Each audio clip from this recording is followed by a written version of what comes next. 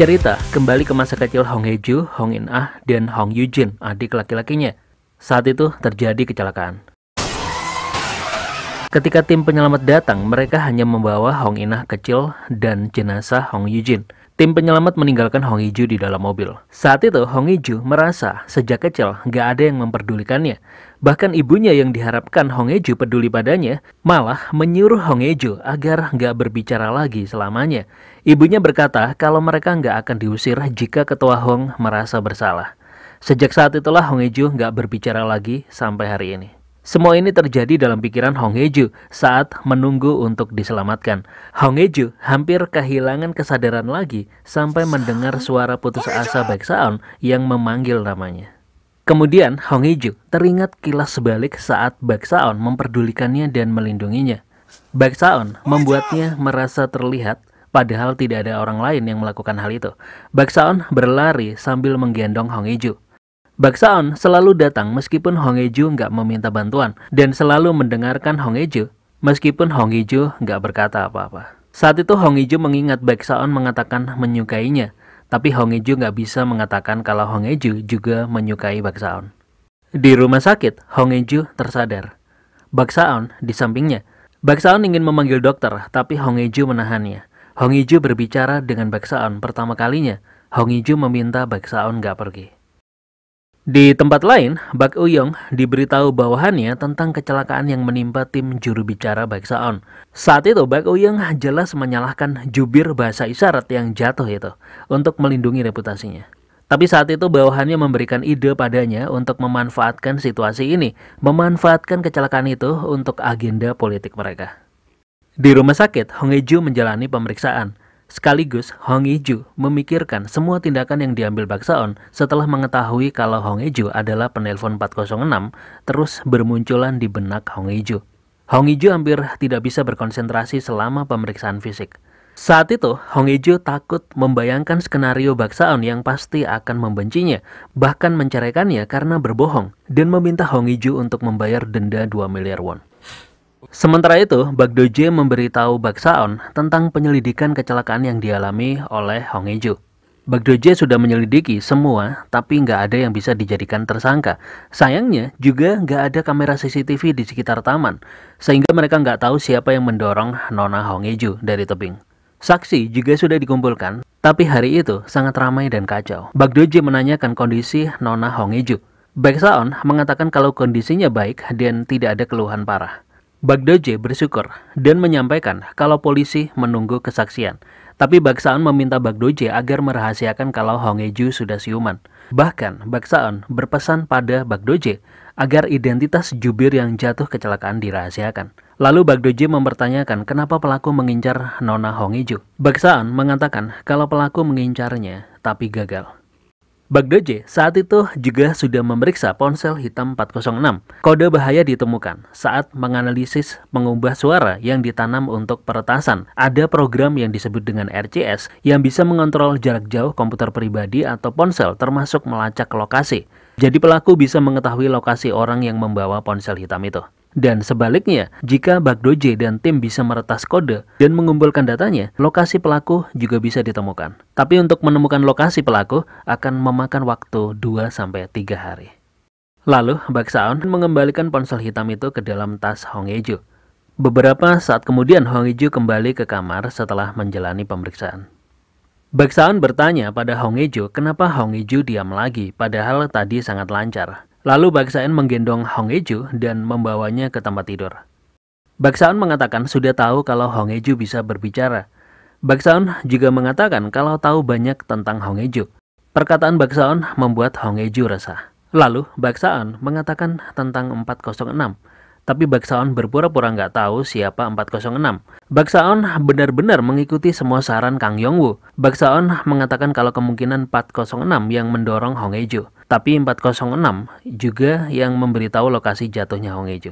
Baek Saon mengatakan pada Hong Hye-ju, haruskah 406 ditangkap dan dipenjarakan saja atau dimaafkan saja? Saat itu Hong Hye-ju ingin mengatakan sesuatu, tapi kata itu nggak bisa terucap. Baek Saon mengatakan kalau memiliki banyak pertanyaan yang memerlukan jawaban, tapi Baek Saon meminta Hong Hye-ju untuk beristirahat dulu dan memulihkan diri. Baksaon berjanji mereka akan mendiskusikan semuanya setelah Hong Hye-ju membaik. Lalu Baksaon memberi Hong Hye-ju ponsel lagi dan meminta Hong Hye-ju menghubungi Baksaon jika membutuhkan sesuatu. Lalu Baksaon kembali bekerja. Hong Hye-ju yang resah segera memeriksa tasnya mencari ponsel hitamnya. Hong Hye-ju dengan bodohnya mengira kalau Baksaon nggak melihat ponsel hitamnya itu. Dalam perjalanan ke kantor, Baksaon mendapat kabar tentang konferensi pers Bak Euyong. Bak Euyong mengadakan konferensi pers tentang kecelakaan tamasya tim kepresidenan. Saat itu Bak Euyong mengatakan kalau kecelakaan itu bukan musibah, tapi teror politik yang ditujukan pada putranya, yaitu juru bicara Baksaon. Bak Euyong akan menuntut pencarian fakta melalui penyelidikan menyeluruh untuk mengetahui apakah ini sekedar musibah yang menimpa pegawai kantor kepresidenan atau kesengajaan untuk menargetkan juru bicara Baksaon. Jelas Bak Euyong ingin memanfaatkan tragedi ini untuk mendongkrak suaranya. Karena konferensi pers itu, timnya Baksaon mendapat banyak panggilan telepon terus-menerus dari media. Panggilan telepon itu juga membuat Kang Yong-woo kesal. Lalu Baksaon mencabut kabel telepon.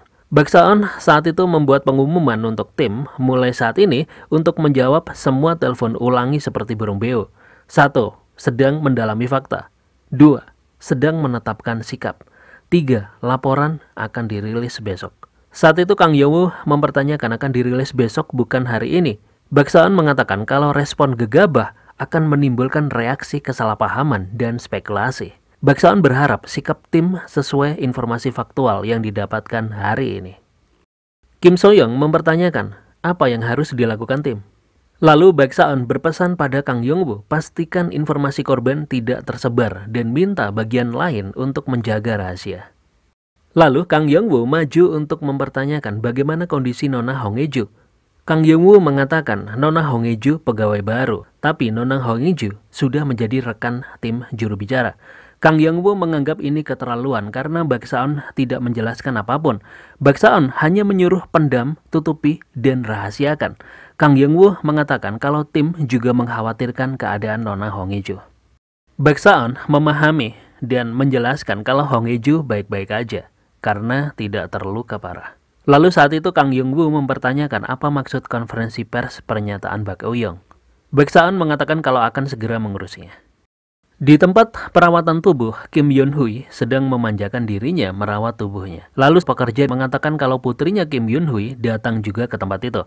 Kim Yoon-hui langsung menghampiri putrinya itu. Kim Yoon-hui mengatakan tumben karena menganggap Hong Hye-ju nggak pernah mematuhinya. Lalu Kim Yoon-hui bertanya kenapa Baksaon selalu membela Hong Hye-ju. Kim Yoon-hui mengira karena baju dalam yang diberikannya waktu itu. Lalu Kim Yoon-hui menuntut terima kasih dari putrinya itu. Tapi ternyata wanita itu adalah putrinya yang lain, yaitu Hong In-na, putri tirinya. Kim Yoon-hui terkejut. Setelah itu Kim Yoon-hui bertanya kenapa Hong In-na kembali. Saat itu Hong In-na menyebutkan beberapa informasi yang waktu itu dikirimkan ke meja kerjanya di Art Center sehari sebelum pernikahan. Awalnya, Hong In-na mengira informasi itu dikirim oleh Kim Yoon-hui, tapi Kim Yoon-hui gak tahu tentang hal itu. Dan gak ingin mengambil pusing, gak peduli hal itu. Kim Yoon-hui hanya ingin Hong In-na diam jika gak bermaksud mengacau. Kim Yoon-hui memperingatkan Hong In-na jangan mengusik ayahnya menjelang pemilu. Hong In-na mengatakan kalau kembali karena ingin membantu Hong Hye-ju. Hong In-na saat itu gak peduli jika Hong Hye-ju menganggap semua ini hanya bisnis, tapi gak seperti itu. Karena Hong Hye-ju harus tahu dan keputusan tetap di tangan Hong Hye-ju. Kim Yoon-hui saat itu menganggap nggak penting dan merasa Hong In-na nggak tahu apapun tentang Baksaon. Mendengar perkataan Kim Yoon-hui membuat Hong In-na penasaran, apa Baksaon memiliki rahasia lagi. Sementara itu di kantornya, Bak Euyong dan timnya merayakan kalau Bak Euyong mendapatkan banyak simpati dari masyarakat, pendukungnya bersatu. Namun saat itu diketahui kalau putra Bak Euyong belum menyatakan sikap. Bak Euyong mendapatkan saran dari bawahannya tentang pernyataan Bak Euyong yang seharusnya sejalan dengan pernyataan Baksaon. Tapi Baksaon sama sekali nggak menelpon Bak Euyong. Tiba-tiba Baksaon datang. Saat itu Bak Euyong ingin membuat Baksaon mengikuti naskah dan mengatakan pada putranya jangan keluar jalur. Baksaon langsung mengatakan kalau ayahnya yang keluar jalur. Baksaon meminta ayahnya untuk berhenti sekarang. Baksaon memperingatkan Bak Euyong untuk tidak memperparah isu kecelakaan ini lebih jauh, atau Baksaon akan terpaksa melakukan serangan balik. Bak Euyang terkejut mendengar Bak Saon mengancamnya. Lalu Bak Euyang mengingatkan Bak Saon tempatnya dengan mengatakan kepada Bak Saon kalau Bak Euyang yang memberinya nama Bak Saon. Bak Saon cucu Bak Jang-ho, putra Bak Euyang.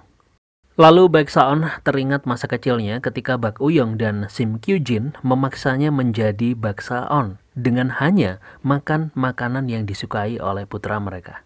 Lalu membaca buku favorit putra mereka dan berpenampilan seperti putra mereka. Wah, ini Bak Saon bukan Bak Saon yang sebenarnya, guys. Berarti kemungkinan anak kecil yang sebelumnya sudah dikunci di dalam kamar oleh Sim Kyu-jin adalah putra Bak Euyang dan Sim Kyu-jin yang sebenarnya. Berarti sekarang yang menjadi pertanyaan adalah siapa nama asli juru bicara presiden ini? Di mana Bak Saon yang asli? Wow, drama ini penuh dengan teka-teki. Tapi untuk memudahkan alur cerita, jubir kita ini tetap Mimin panggil sebagai Bak Saon. Saat itu, Bak Saon tetap memperingatkan Bak Euyang untuk berhenti memasukkan nama itu ke tenggorokannya. Karena Bak Saon yang ini gak meminta hal itu. Gak meminta predikat itu. Dan hampir membuang semuanya. Bak Euyang mengalihkan pembicaraan mempertanyakan siapa pegawai yang jatuh dari tebing itu.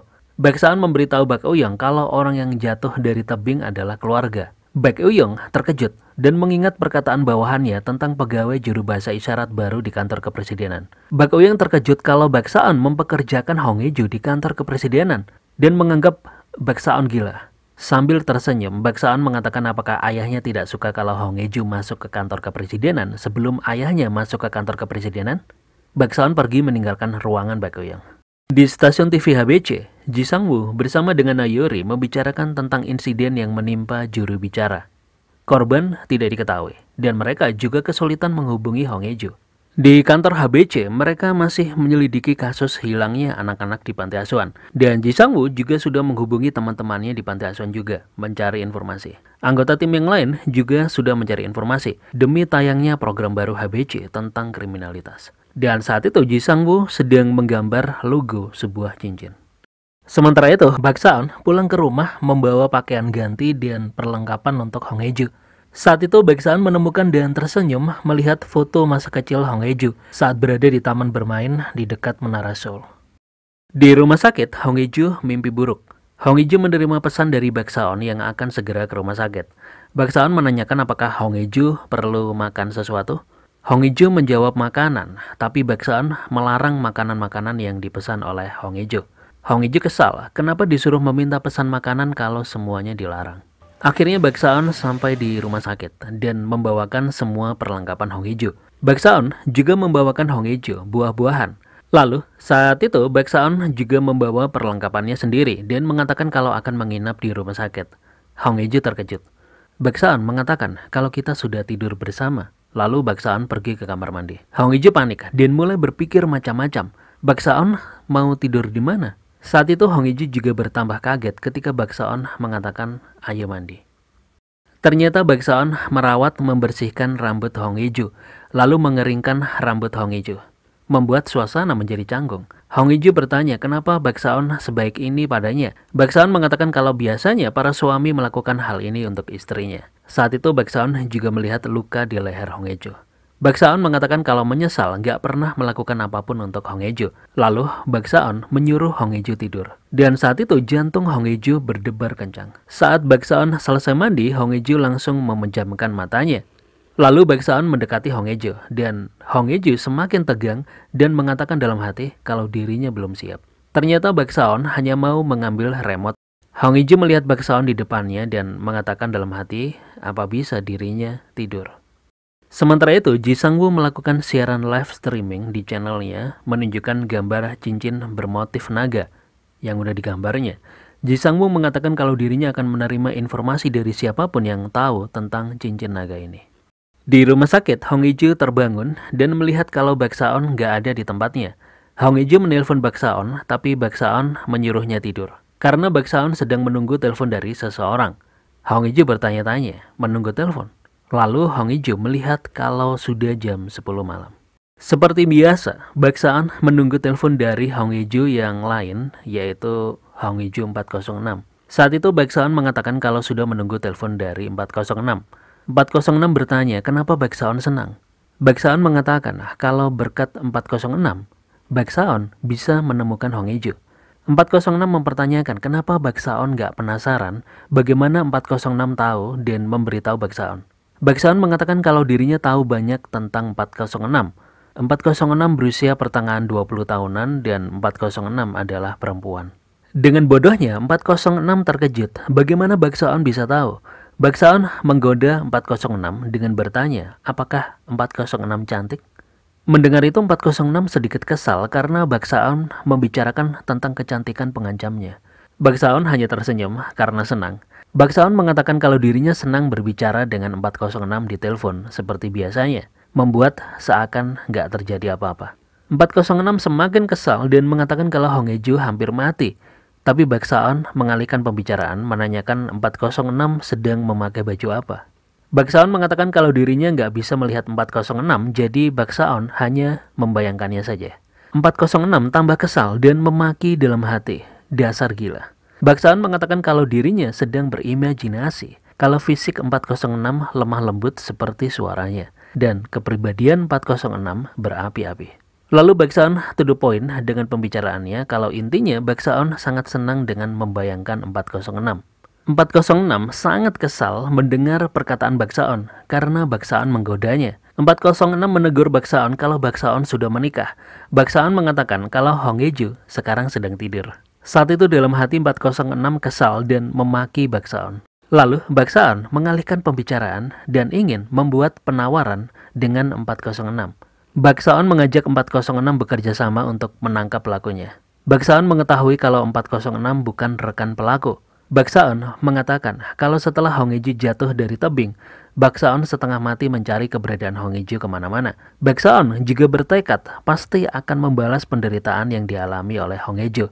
Baksaon hanya mengatakan agar 406 memberitahunya semua yang udah diketahui 406 tentang pelakunya. 406 mengatakan kalau nggak melihat wajah pelaku, tapi pelaku mempunyai ciri khas. 406 juga mengatakan kalau pelaku tidak tahan diabaikan, mudah terpancing dan mudah marah. 406 juga berpikir aneh jika orang seperti pelaku bisa meretas mobil dan mengatur ponsel untuk mengancam, karena kemungkinan pelaku mempunyai rekan. Lalu keesokan harinya, stasiun TV HBC bersiap merilis siaran pers dari Baksaon tentang insiden yang menimpa jubir kepresidenan yang akan dipandu oleh Pewara Nayori. Sementara itu di rumah sakit, Hong Hee-ju melihat para pasien sedang menonton sinetron tentang pelakor. Ibu-ibu pasien itu memaki-maki pelakor itu. Saat itu Hong Hee-ju terbayang saat Baksaon menggoda 406. Hong Hee-ju jadi kesal dengan Baksaon. Lalu, sinetron dipotong untuk pemberitaan penting dari HBC. Pemberitaan tentang kecelakaan saat tamasya kantor juru bicara kantor kepresidenan. Kantor kepresidenan sudah menyatakan kalau ini bukan kecelakaan biasa, melainkan tindak kejahatan. Saat itu HBC menyiarkan mengungkap kalau korban adalah juru bicara Baksaon. Baksaon sudah menyampaikan pada polisi kalau Baksaon menerima ancaman sejak 2 minggu yang lalu. Baksaon juga sudah mengkonfirmasi kalau kecelakaan ini adalah upaya untuk melukainya.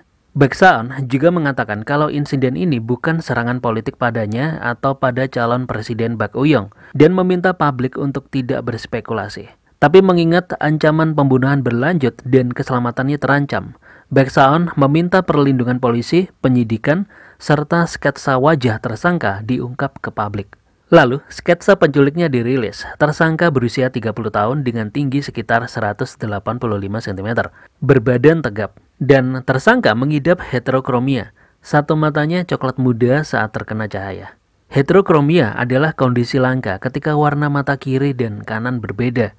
Heterokromia bisa menjadi karena faktor keturunan, penyakit, atau cedera mata. Dan ciri lainnya, tersangka berbau amis dan perkataannya terbata-bata saat terpancing emosinya. Tampaknya tersangka punya masalah dengan pengendalian amarah. Tersangka pandai mengancam, meretas, membuat bom, dan pembakaran.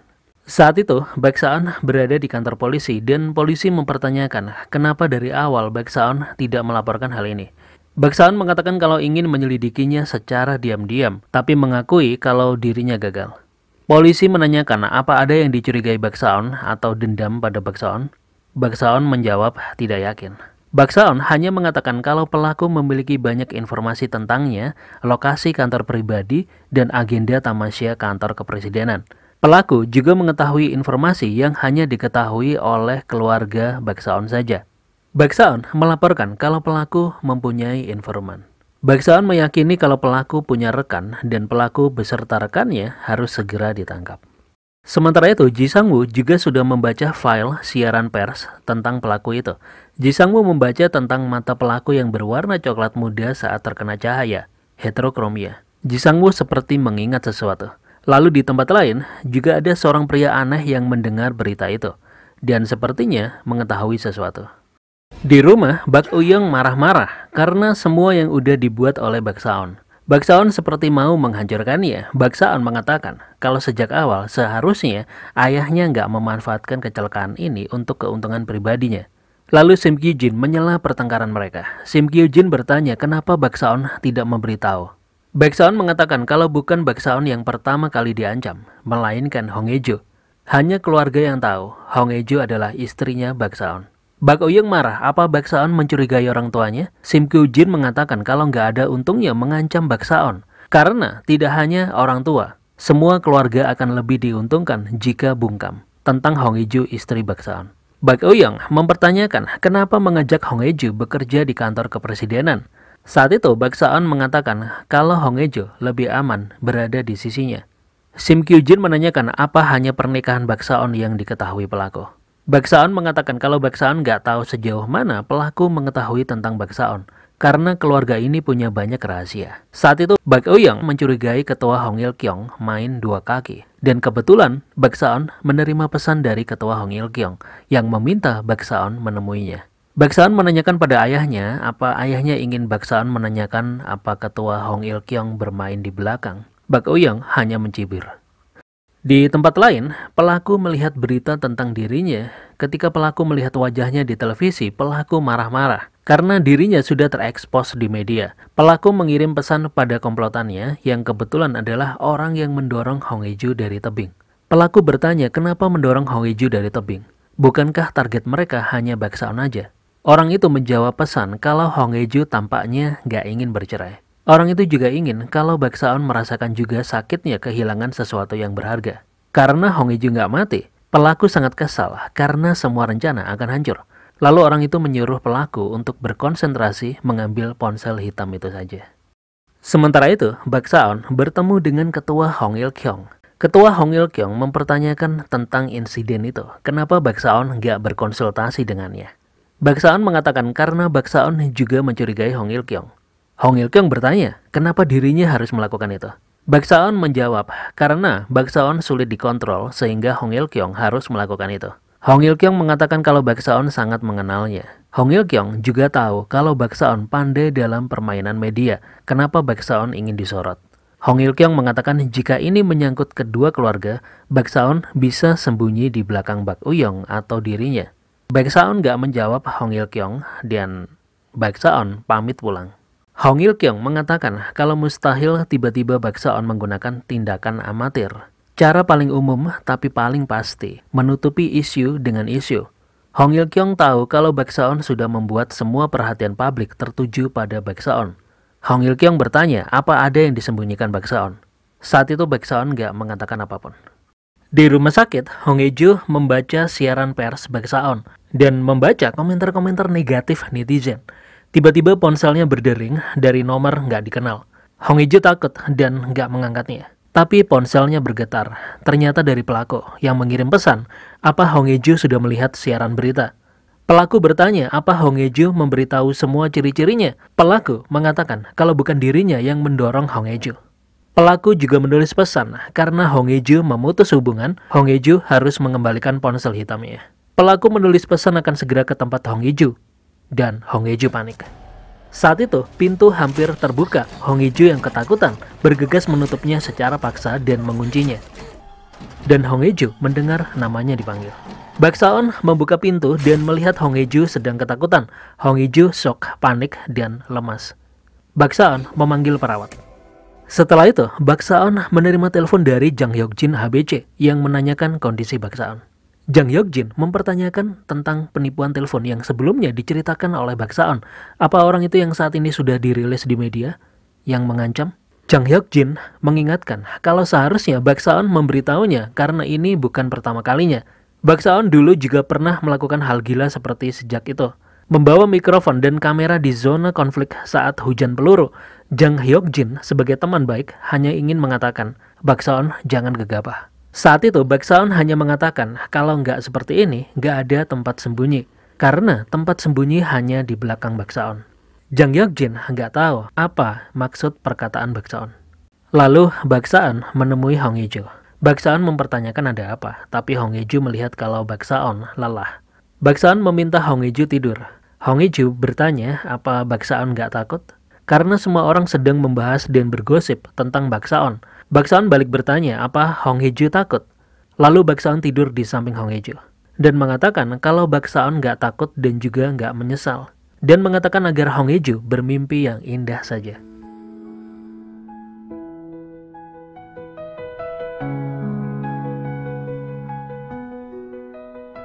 Lalu saat itu Hong Hye-ju melihat kalau Baksaon sudah tidur. Dan Hong Hye-ju juga melihat jam udah jam 10 malam. Hong Hye-ju diam-diam mengambil ponsel hitam dan keluar dari kamarnya. Dan Baksaon tahu itu. Hong Hye-ju menjadi 406 dan menelpon Baksaon, mengatakan kalau 406 sudah melihat berita. 406 menanyakan kapan Baksaon akan menangkapnya, karena 406 sudah membantu pelaku. 406 mengatakan kalau dirinya harus dihukum dan menjalani investigasi. Selain itu, 406 juga mempertanyakan kapan Baksaon mengambil ponsel ini, karena ponsel hitam ini adalah bukti yang penting. Saat itu Baksaon menanyakan apa 406 akan memberikan ponsel hitamnya. 406 menjawab ya, karena untuk menangkap pelaku. Baksaon bertanya dengan bercanda bagaimana cara memberikan ponsel itu, apakah 406 akan muncul begitu saja di depan Baksaon? Dan yang mengejutkan adalah 406 mengajak Baksaon untuk bertemu. 406 mengatakan akan menemui Baksaon dengan membawa ponsel ini. Baksaon hanya terdiam. Setelah pembicaraan di telepon, Hong Hye-ju resah dan memikirkan bagaimana ekspresi Baksaon ketika melihat 406 adalah Hong Hye-ju. Hong Hye-ju takut kalau ini akan membuat Baksaon lebih menderita. Sebenarnya Hong Hye-ju takut dan ingin menghindari momen menemui Baksaon sebagai 406. Namun Hong Hye-ju menegaskan kalau nggak akan menghindar lagi. Karena Hong Hye-ju nggak akan membiarkan Baksaon berjuang sendirian. Dengan takut, Hong Hye-ju kembali ke kamarnya. Tapi Baksaon sudah nggak ada di kamarnya. Hong Hye-ju kembali menelpon Baksaon sebagai 406 dan menanyakan Baksaon ada di mana. Baksaon mengatakan ingin menemui 406 di suatu tempat dan meminta 406 pergi ke tempat itu. Tempat itu adalah taman bermain. Ternyata di Korea jam 10 malam lebih masih ada taman bermain yang buka, guys. 406 menelpon lagi dan menanyakan kenapa Baksaon memintanya bertemu di sini. Baksaon bertanya, apa 406 pernah ke taman bermain? 406 menceritakan saat itu pada hari pembukaan taman bermain, 406 dan keluarganya pulang dari taman bermain, tapi terjadi kecelakaan. Mobilnya ditabrak. Sejak saat itu, taman hiburan menjadi terlarang di keluarga 406. Lalu, Baksaon meminta 406 pergi ke permainan komedi putar, dan mengatakan kalau mereka akan bertemu di sana. Lalu 406 sudah berada di komedi putar, tapi nggak melihat Baksaon. Malah ada penjaga yang menawarkan 406 untuk naik ke komedi putar. Lalu 406 naik komedi putar itu dan mengingat masa kecilnya. Setelah itu, 406 menelpon Baksaon lagi dan menanyakan di mana Baksaon. Baksaon mengatakan kalau ada di kedai es krim. Lalu 406 ke tempat penjual es. Malam itu ternyata masih buka, guys. 406 duduk sambil menikmati esnya. Lagi-lagi 406 nggak melihat Baksaon. Lalu Baksaon meminta 406 bertemu di Menara Seoul. Kemudian 406 sudah tiba di puncak Menara Seoul, tapi nggak ada seorang pun di tempat itu. Baksaon meminta 406 untuk menunggu. Baksaon sudah menantikan bertemu dengan 406. Dan Baksaon tidak ingin bertemu 406 dengan keadaan tegang. 406 saat itu mengatakan jangan berharap. Karena Baksaon pasti akan merasa lebih baik nggak bertemu dengan 406. Baksaon bertanya, apa 406 nggak percaya diri? 406 mengatakan kalau Baksaon sendiri apa yakin tidak akan terkejut setelah melihat 406. 406 memastikan kalau Baksaon akan sangat terkejut dan kecewa. Dan mungkin Baksaon akan merasa kesepian. Baksaon bertanya, apa 406 mencemaskannya? 406 menjawab tidak, tapi 406 yang mencemaskan dirinya sendiri.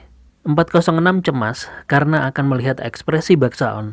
Baksaon mengatakan kalau 406 tidak patuh. Karena sebelumnya Baksaon pernah mengatakan kalau meremehkan diri sendiri adalah kebiasaan buruk. Tiba-tiba Baksaon muncul, dan hal itu membuat Hong Hee-ju menjatuhkan ponsel hitamnya. Baksaon mengambil ponsel hitam itu dan berterima kasih atas kerja keras 406. Hong Hee-ju gelisah karena Baksaon sudah tahu semuanya. Dengan mata berkaca-kaca, Hong Hee-ju menanyakan kenapa Baksaon tidak membencinya. Baksaon menjawab, bagaimana cara untuk membenci Hong Hee-ju? Bagaimana cara agar bisa tidak mencintai Hong Hee-ju? Lalu Baksaon mencium Hong Hee-ju.